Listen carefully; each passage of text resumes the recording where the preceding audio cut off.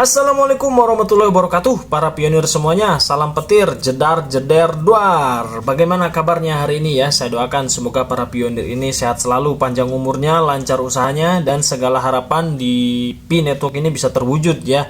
Amin. Nah, sesuai thumbnail dan judul, seperti biasa saya nggak pernah bertele-tele lagi ya, ingin menyampaikan terkait hal sensitif di Pi Network. Apa sih tentang harga GCV? Ya, perlu saya garis bawahi bagi Anda para pionir yang kehaluannya, yang halunya udah kebangetan, ini perlu wajib saya tegaskan ya. Tolong sadar, logika pikiran Anda itu belum dibuka. Ada orang ngingetin itu diterima, dicerna baik-baik nih. Terkhusus bagi para pionir ya, yang sekarang saking ngebetnya ingin harga GCV, sampai-sampai Anda ya mengikuti suatu PT yang menawarkan katanya ya bisa mencairkan koin Anda dengan harga GCV, lalu Anda sampai rela daftar, biaya daftarnya aja udah ratusan ribu, 500 ribu, 250 ribu, dan biaya-biaya lainnya, lalu sampai urunan dan patungan untuk memberangkatkan seorang emak-emak dari Aceh ke Jogja hanya untuk nemuin kepala PT-nya ini. Buat apa? Gak ada gitu jaminan, saya jamin dah ya, gak bakalan bisa koin Anda cair sesuai GCV lewat PT ini. Gak, dari mana ceritanya? Gak ada sistem kayak begitu tuh ya. Apalagi nih lokal, aduh ya, bukannya gimana ya. Tolonglah sadar, ini oma-oma dan opa-opa ini, aduh tolonglah jangan kebangetan. Nih simak sama-sama ya wawancara seseorang ya, yang nampaknya ini dari India atau dari mana ya, dengan si Nicholas terkait harga Pi. Simak sama-sama nih. So what's a pi worth? I'm curious. So pi is worth what pioneers make it worth. So in this specific case, that I described, you need to spend 1 pi to get yourself KYC, and that 1 pi is distributed back to validators depending on how many validations are needed for its validation. Great. Well, Nicholas Kokalis, we're grateful to have you with us today. Thank you so much for your time. Thank you. Alright. Nah, dengar sendiri kan, si Nicholas Kokalis ya, ketika ditanya berapa sih harga 1 Pi, dia cuma bisa jawab harga 1 Pi sama dengan harga biaya ketika kita KYC ya. Nih ya, saya jelaskan nanti urutannya. Kalau kita KYC kan 1 Pi kita kan dipotong, dan itu akan dibagikan lagi kepada validator yang memvalidasi keabsahan ya, keakuratan antara foto dengan foto selfie kita ya, antara identitas pribadi dengan foto selfie kita. Nah, ini saya jelaskan ya. Informasi dari Nicholas waktu pas diwawancara, harga 1 Pi sama dengan harga 1 KYC. Berikut petunjuknya. Saat ini 1 Pi sama dengan biaya menyelesaikan pemeriksaan KYC. Lihat, ini faktanya bos. Berapa biaya pemeriksaan KYC biasanya? Nah, ya kan.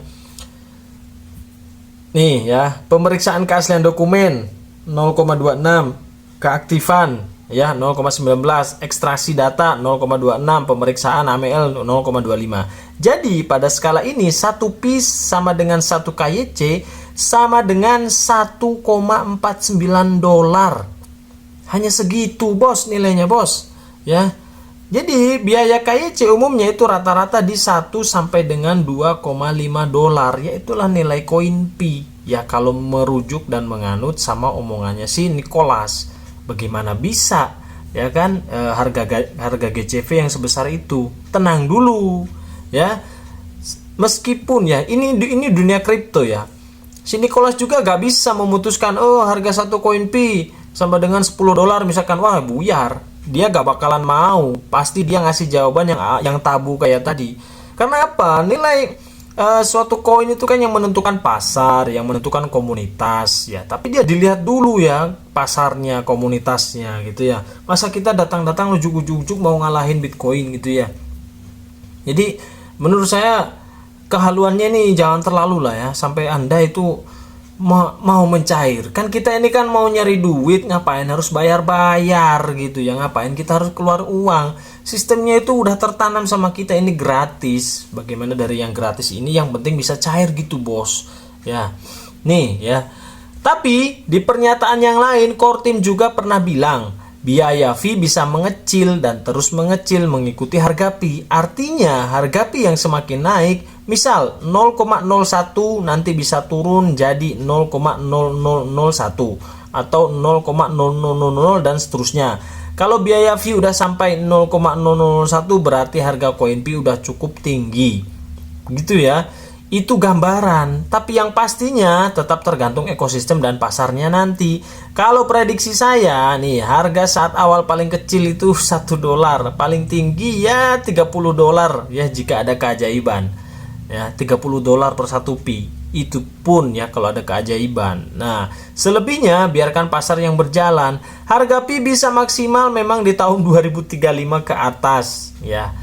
Maka karena di tahun ini semua kripto sudah mulai mendunia karena akan ada perubahan zaman. Ya iyalah ya, karena kripto ini bukan barang baru gitu ya. Sudah ada yang mengawali gitu ya, sudah ada yang, dan sistemnya Pi Network pun ya istilahnya ya gak bisa dijawab. Ya memang bukan kripto, bukan ini tapi kenyataannya kan koin gitu ya. Sama-sama ditambang. Nah ya, nih ya jelaskan ya. Kata-kata yang dikatakan Nicholas itu lebih tepat daripada langsung menyebutkan harga sekian ya. Misalnya kalau dia sebut harga 1 pi lalu tiba-tiba pas open mainnet tidak segitu gimana? Ya masuk akal ya, makanya dia memberikan jawaban yang tabu menurut saya. Nah ya. Jadi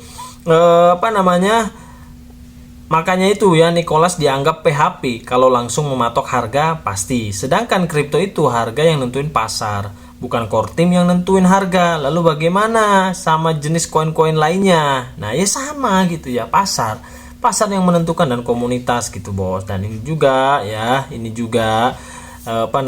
komunitas juga lihat-lihat dulu gitu ya. Aduh, ini belain harga GCV sampai mau setor duit gitu.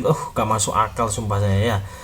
Pi ini komunitasnya besar, tapi untuk harga langsung melebihi harga Bitcoin itu sulit. Ingat, Bitcoin supply koinnya 21 juta, sedangkan Pi supply koinnya 100 miliar. Banyak sekali nih bos.